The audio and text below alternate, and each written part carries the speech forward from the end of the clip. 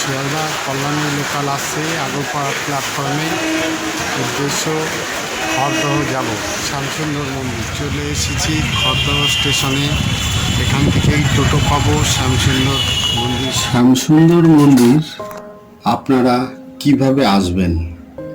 যদি শিয়ালদা থেকে আসেন তাহলে খড়দহ স্টেশনে নামবেন।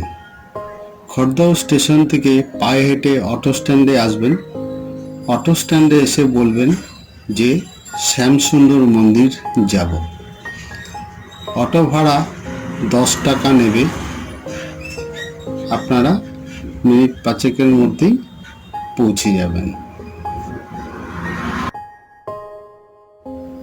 আর যারা প্রসাদ গ্রহণ করতে চান তারা আগে থেকে ফোন করে বুকিং করে তবেই আসবেন। এসে কিন্তু প্রসাদ নাও পেতে পারেন। আপনাদের আমি ফোন নাম্বারটি দিয়ে দেব। আপনারা এই ফোন নাম্বারে মন্দির কর্তৃপক্ষর কাছে ফোন করে আগে থেকে বুকিং করে নেবেন। তারপর সেই নির্দিষ্ট দিনে আসলে পরেই আপনারা প্রসাদ পাবেন। আচ্ছা, আপনার দোকানে কি পাওয়া যায়? পুজোর ডালা, ঠাকুরের ছবি। কত টাকার মধ্যে? যেমন এখানে কোনো রকম ব্যাপার নেই, যার যেমন সামর্থ্য সে সেরকম নেয়। আচ্ছা, আমার থেকে শুরু যেরকম নেয়, এখানে ওরকম কোনো লিমিটেশন বাধা নেই। ঠিক আছে। যার যেমন সামর্থ্য সে সেরকম। আপনার নামটা বলুন। আমার নাম মিঠুন মহিলারি। আপনার দোকানের নাম? আমাদের দোকানের নাম রাধারানী মিষ্টান্ন ভান্ডার, ঠাকুরের ডালার দোকান। লেখা রয়েছে।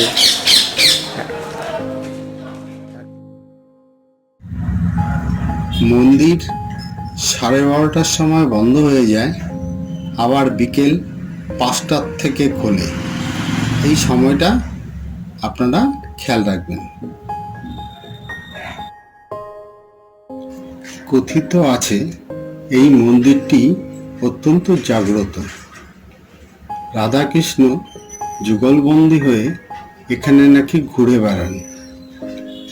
তাই এই মন্দিরকে ওই অঞ্চলের সমস্ত বাসিন্দারা খুবই জাগ্রত বলে মনে করেন।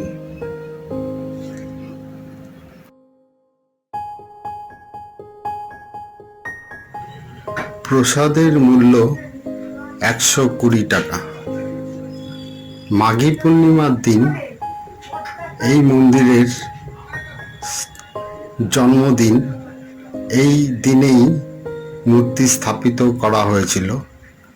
যদিও 3টে মন্দিরে একই সঙ্গে 3টে মূর্তি একই দিনে স্থাপন করা হয়েছিল, প্রতিষ্ঠা করা হয়েছিল মাঘী পূর্ণিমার দিন। তাই মাঘী পূর্ণিমার দিন বিশেষ পুজো পাঠ এবং ঠাকুরকে বিশেষ সাজে সজ্জিত করা হয় এবং প্রচুর ভক্তদের সমাগম হয়। তাই মাঘী পূর্ণিমার দিন আপনারা আসবার চেষ্টা করবেন।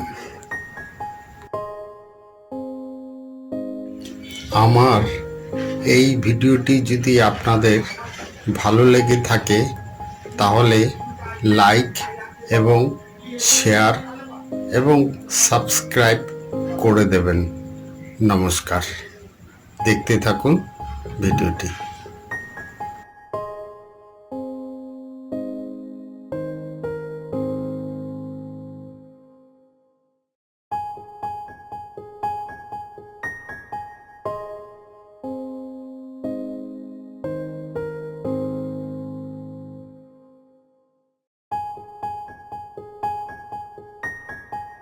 এটি দোল মঞ্চ।